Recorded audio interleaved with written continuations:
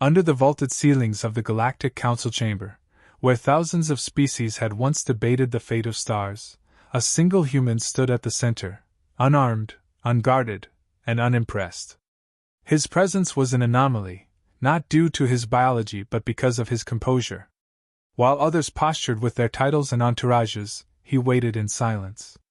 When granted the floor, he stepped forward and addressed the assembly in a voice devoid of fear, arrogance, or supplication. "The fleet you have sent toward Earth will not return," he said. The chamber fell still. Not out of awe, but disbelief. A few chuckled openly. Some whispered in their native tongues, the translations flickering on monitors before them. A delegate from the Valtheran Confederacy leaned forward, talons tapping. "Is that a threat from a species barely out of its cradle?" The human did not blink. "It's a warning." Another ripple of laughter. Diplomats who had waged wars that consumed moons grinned at what they perceived as primitive bravado.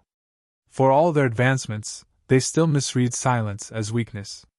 Earth had been a recent addition to the interstellar community, welcomed as a curiosity, a species that had evolved in isolation, crawling toward the stars with remarkable speed but lacking galactic experience. Yet here they were, already assuming authority. A Gorgally minister waved a hand dismissively. "Let the Terran speak his full piece. We do so enjoy these performances." The human didn't raise his voice. "The fleet now en route to our system, turn it around. If not, your mistake will be short and permanent." The praetor of the council leaned forward, a creature whose race had existed before Earth had developed agriculture. "You presume to dictate terms to the council? Our fleets have pacified civilizations far older than yours. What gives you the confidence to speak this way?" The human finally stepped closer, voice calm but steeled. "Because pacification assumes resistance. You won't meet it. You won't have the chance." Mocking claps echoed from a few benches. The delegate from the Brikari Dominion, his scales glistening with irritation, growled. "Earth has one planet, a few colonies, a pitiful defense grid. We counted your satellites. We intercepted your broadcasts. You wield nothing that could match a council armada." "You're wrong," the human replied. "But even if you were right, this conversation isn't about weapons. It's about your hubris. You looked at silence and assumed emptiness. You saw hesitation and mistook it for fear. You measured us against your wars, but we never agreed to your terms." More laughter. Some of it nervous now. A few species, older and quieter, exchanged glances. They had seen patterns before, species who didn't threaten loudly, who didn't bark when cornered. Those were the ones to fear. Yet the majority remained entertained, amused by the performance of a creature who clearly didn't know his place. The praetor turned to his aides. "Let the record show that Earth was offered diplomacy and chose posturing. The fleet continues on schedule. This session is concluded." But the human did not move. He stared directly at the praetor and spoke once more, his final words laced not with menace, but inevitability. "You were warned. You didn't listen. And now you'll learn. In seconds." Then, without further gesture, he turned and walked away. No guard stopped him. No objections were raised. The council believed the matter settled, another minor species puffing its chest before reality crushed it. The admiral commanding the fleet had already been given orders: hold position at the edge of the Sol system, establish dominance, and respond with overwhelming firepower to any resistance. There was no anticipation of complication. What no one acknowledged, what no one even considered, was the possibility that Earth had prepared not to fight, but to finish. That their silence was not the absence of strategy, but the presence of something far worse. In that chamber filled with empires and arrogance, no one asked why a species so young could speak with such certainty. And when the reports arrived, silent, fragmented, or never at all, no one would laugh again. The fleet surged forward, thousands of ships stretched across sectors, glowing like a moving constellation. Commanders aboard the lead dreadnoughts reviewed formation protocols, energy reserves, and tactical procedures. Their target, Earth, registered barely as a threat on the fleet's predictive systems. Defense grids were minimal, weapon platforms outdated by Council standards, and no evidence of superweapons existed in the shared databases. Confidence bordered on complacency. The admiral in charge was a seasoned veteran who had broken rebellion clusters and glassed continents in response to disobedience. He considered this mission ceremonial. "Shock and awe," he muttered. Then silence. Officers beneath him exchanged knowing glances. No one expected resistance. The objective was to display dominance, suppress the illusion of defiance, and move on. On board the mid-tier cruiser Terralin, a junior communications officer monitored intercepted broadcasts from Earth. Unlike other species, humans sent out no diplomatic rebuttal, no pleas, no declarations of surrender. Just silence. This silence wasn't filled with fear. It felt surgical. Deliberate. She flagged it, noted anomalies, then watched her report get buried in low-priority queues. Some older officers raised subtle concerns. Unmanned probes sent to Earth's outer system never returned. Scout drones vanished without explanation or trace. Sensor data from previous missions to the Sol region often came back corrupted, fractured like they'd passed through interference fields. These warnings were archived and dismissed. The prevailing logic remained unchanged. If Earth had something dangerous, they would have used it already. Instead, they kept talking. And now, even the talking had stopped. As the fleet crossed the heliopause and entered the outer regions of the Sol system, subtle anomalies began to register. Long-range scans started returning inconsistent distances, fluctuating gravity readings, and time-sliced distortions. Engineers explained it away as stellar interference. Warp field harmonics needed minor recalibration, they claimed. No cause for concern. Ships resynced, adjusted course, and pressed forward. Internal chatter remained light. Some captains speculated Earth had perhaps activated localized jamming or debris fields, nothing beyond standard countermeasures. A few suggested Earth had overestimated their bluff and were now frozen in fear. The mood remained arrogant. But amidst the command decks and strategy chambers, a few began to notice disturbing patterns. The deeper they moved toward Earth, the stranger space felt. Star positions shifted minutely between frames. Data logs recorded single-frame spikes of energy that couldn't be traced. It wasn't visible, it wasn't targeted, but it was present, like something unseen watching from just beyond perception. A signal burst broke across the fleet's frequency spectrum. Untraceable origin, single line. You had a choice. This is your last one. It wasn't encrypted. It wasn't masked. Every bridge received it simultaneously. And then it vanished. The Admiral ordered it scrubbed, dismissed it as a psychological operation. He forbade further transmissions from Earth to be logged or disseminated. No further human theatrics, he barked. We don't answer threats. We answer with outcome. Weapons were primed. Tactical formations adjusted for planetary insertion. Drop modules were prepped to launch in synchronized waves. On paper, Earth would be surrounded, overrun, and occupied within 6 hours. Resistance, if any, would be inconsequential. So said the models. But the models were built on historical conflicts. They assumed standard military doctrine, predictable technologies, and comprehensible defenses. Earth, however, had shown none of these. No scans revealed the usual defense infrastructure. No orbital battle stations. No planetary shield generators. Only silence and that single, final message. In the command hub, one of the science officers pulled aside the Admiral. Sir, our navigation data, it's drifting. Not just readings, our actual location markers are off by microns. And the deviation's accelerating. The Admiral leaned over the console. Are you telling me we're lost? No, sir. I'm telling you, something's bending the frame of reference. He didn't understand. He didn't need to. He waved the officer off and ordered final descent preparations. Across the fleet, crews began bracing for atmospheric breach. Engines shifted output. Plasma capacitors charged. Final scans locked onto targets. All systems read green. And yet, something felt off. No defenses activated. No signal interference. No attempt at deterrence. Just space, eerily calm, impossibly still. Somewhere in that stillness, protocols ancient and buried deep within Earth's network had already been triggered. Not in response to attack, but in response to intent. Earth had calculated the moment of entry. It had mapped the exact signatures of every approaching ship. And in that moment of overconfidence, when the enemy was closest, clearest, and most exposed, humanity would respond. The fleet pressed onward. They never saw what was waiting. It began without light, sound, or explosion. One moment, the fleet was intact, formations holding steady, weapons charged. The next, ships at the outer edge simply vanished. Not destroyed, erased. No debris, no heat signature, no trace. Their locations were replaced by vacuum. Proximity sensors flickered, struggled, then failed. Command decks across the fleet erupted in confusion.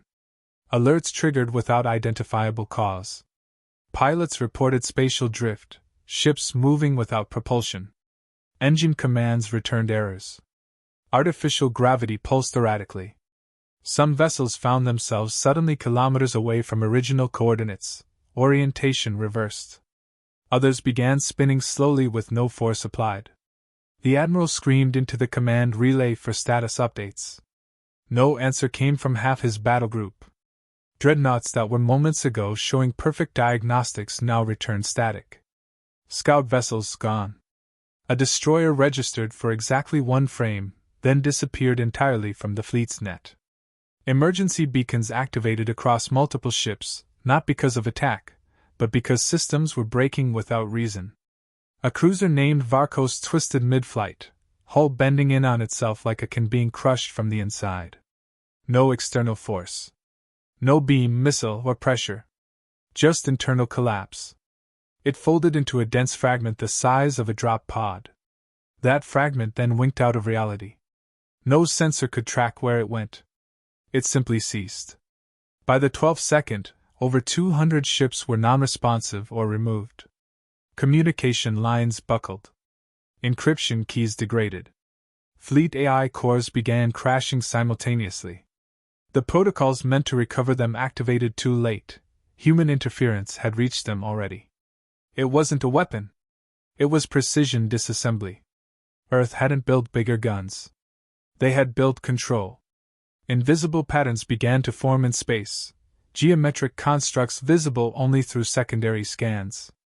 Triangulated energy pulses, perfect in symmetry, not emitted by ships, but by space itself, like the universe was responding. Ships caught in the nodes of those patterns stopped broadcasting, vanished, or became unreadable to sensors. Some appeared intact, then transmitted impossible signals, distorted timestamps, event logs from the future, or radiation that matched no known spectrum. Fleet Command initiated scatter formation. It changed nothing. Every ship had already been mapped. Every angle anticipated.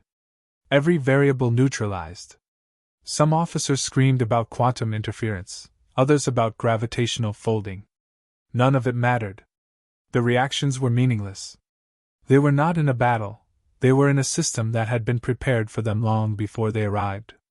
Earth's deterrent was not kinetic. It was surgical, cold, precise. One battleship attempted a full warp jump to escape. The moment it began spooling, its coordinates ruptured. The entire vessel fragmented across its own internal dimensions. Bridge logs recovered later showed frames of the crew watching themselves die.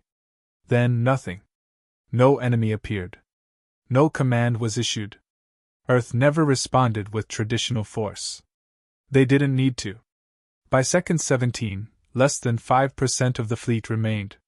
Those ships were drifting, disabled, or trapped in recursive navigation loops, unable to distinguish direction or distance.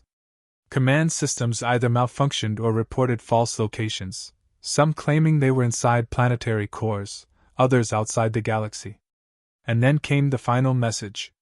Not from a ship, but from the void itself, translated into every language aboard every vessel, directly into neural implants, bypassing systems. This was restraint. Followed by a pause. Then the last line. Next time, we erase more than ships. At once, remaining systems shut down. Control was returned. Navigation restored. Engines restarted. No further damage followed. Survivors were allowed to leave. No retaliation came from Earth. No pursuit. No visible activation of weapon systems. Just silence. The Admiral, now aboard one of the few operational frigates, stared at the remains of his once mighty fleet. He whispered what others couldn't say aloud. We never saw them fire. That was the truth. Earth had not fought a war. They had issued a consequence. The operation logs recorded the entire encounter as lasting 17.4 seconds from first disappearance to total incapacitation. The incident was later reviewed by hundreds of analysts across multiple empires. No consensus formed on what had happened. The only agreement: it was not magic, it was not luck, and it was not bluff. It was readiness. And it was final. The moment the surviving ships limped back into Council space, everything changed. Communications were erratic, logs corrupted, and sensor records unreadable beyond simple timestamps. What could be deciphered was horrifying: entire battalions erased without resistance, without trace. Debriefings provided no tactical clarity, only fragments, ships collapsing inward, spatial distortion, complete loss of control. No sightings of human fleets, no return fire, no recognizable countermeasures. Just annihilation executed with surgical detachment. Panic set in before the full report was delivered. The Admiral was brought before an emergency tribunal, but he had nothing to offer. He couldn't describe an enemy. He hadn't seen one. His fleet had been reduced to wreckage by forces he couldn't name, by weapons that left no wounds. When asked what humanity deployed, his answer was simple: nothing we understood. The chamber, once the seat of absolute authority, was filled with fear. Delegates who had ridiculed Earth days earlier now argued over what level of threat it represented. Factions emerged almost instantly. Some demanded immediate retaliation, assuming the event was a demonstration, not a declaration. Others insisted on surrender, or at least neutrality, arguing that Earth had been provoked, not aggressive. The most frightened called for complete withdrawal from Sol and the surrounding sectors. Accusations flew. The Council High Command was blamed for overconfidence. Intelligence divisions were condemned for underestimating Earth's progress. Some demanded to know why the human representative's warning had been ignored. None had answers. Everyone remembered the diplomat's final words. Few admitted they now believed them. Whispers of what had happened spread beyond the Council's walls. Civilizations once allied with the Council began holding private emergency sessions. Merchant fleets altered routes to avoid human space. Fringe systems started severing communications with core planets, fearful of drawing attention from Earth.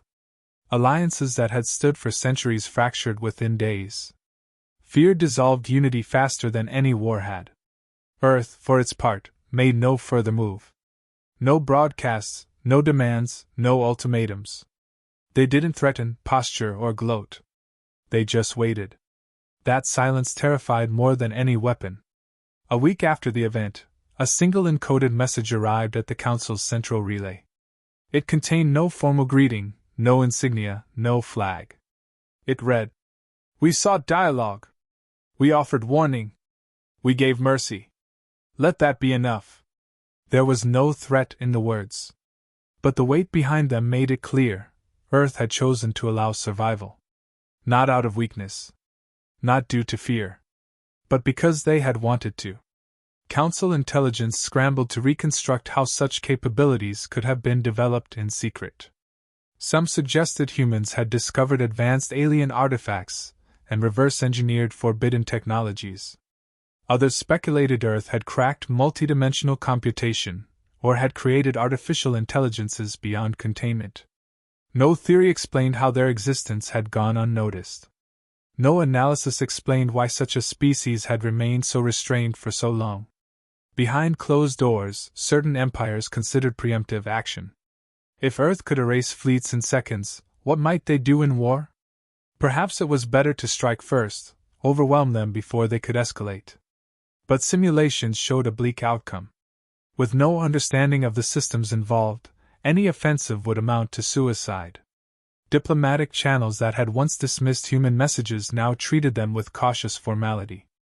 Invitations were extended for negotiations. Treaties were proposed with new language, ones not grounded in demands but in respect. Earth ignored most of them. Not out of contempt. Out of clarity. Humanity had no interest in conquering or controlling. They had never sought expansion through force.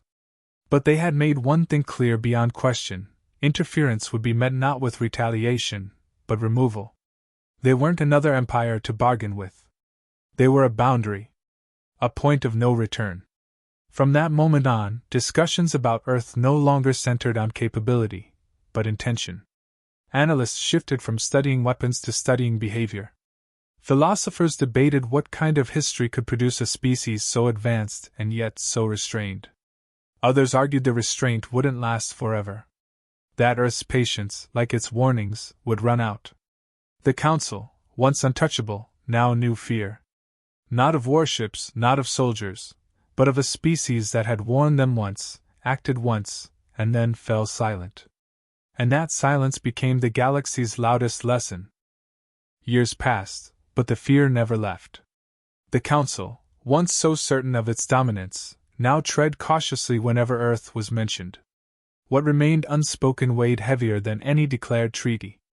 They had witnessed annihilation wrapped in silence, and their failure wasn't just military, it was conceptual. They hadn't misjudged Earth's strength. They had misjudged its purpose.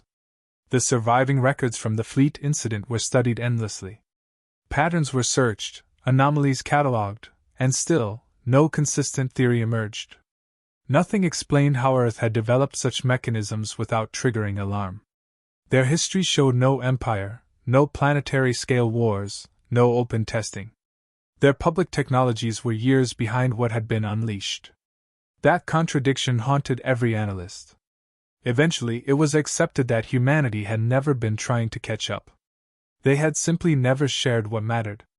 One theory emerged quietly, never confirmed, but increasingly accepted in high circles: Earth had never stopped preparing. Every peace, every alliance, every trade deal had been a means to buy time, not to expand, but to fortify. Not to challenge power, but to survive it. Long before their first diplomatic envoy ever stepped into Council territory, Earth had seen what the galaxy was. And they had acted accordingly. Old intercepted transmissions hinted at planetary unity formed not by ideology, but necessity. A species that had come close to self-extinction had, in its final clarity, designed the unthinkable, not to wage war, but to end it instantly. What they built wasn't a military. It was a trigger. Project names like Nemesis, Event Line, or Ouroboros appeared in scattered fragments. No blueprints. No weapon signatures. Just references buried deep in Earth's own data fog. It became clear, these weren't just tools of defense. They were safeguards, systems designed to ensure that Earth could never be invaded, never be coerced, never be enslaved. It wasn't ambition that drove them. It was memory. The galaxy had assumed Earth's restraint came from weakness. But it came from experience. This was a species that understood destruction not as a tactic, but as history. They had no myths of eternal empires, no illusions of lasting rule. They had buried the idea of conquest under the weight of what it had cost them before they even reached the stars. And that made them dangerous in a way no one had imagined. They didn't posture because they had nothing to prove. They didn't attack because they had nothing to gain. They didn't retaliate because they had already won. Inside the Council, a growing unease settled into doctrine. Earth was no longer treated as an equal nor an enemy, but as a constant, something immutable. A fixed rule in the new galactic order: you do not test humanity's silence twice. Attempts were made to establish permanent dialogue. Earth responded selectively. They were not hostile.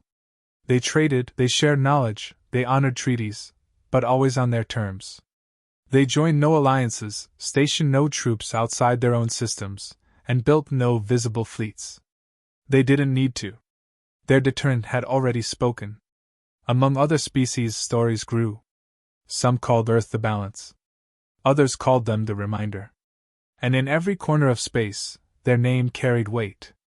Not because of what they had done, but because of what they had refused to do. One scholar, a retired historian from the Corvani archives, once wrote a forbidden commentary. Asterisk. The galaxy thought it feared war. What it actually feared was justice wrapped in capability. Humanity brought neither conquest nor submission. They brought an end to assumptions. Asterisk. No one refuted him. The council banned the document within a week, not because it was false, but because it was too true to be useful. The greatest empires in galactic memory had fallen to arrogance, but Earth had risen through discipline. Their most terrifying weapon wasn't technology. It was patience. They waited, they warned, and only when pressed to the edge, they acted. When the act was complete, they returned to stillness. Not out of indifference, but clarity. The universe understood only one thing in the aftermath. Humanity would not be ruled. Not by force, not by decree, not by fear. And now that the galaxy had seen what happened when humanity answered a threat, no one dared ask what would happen if they ever issued one.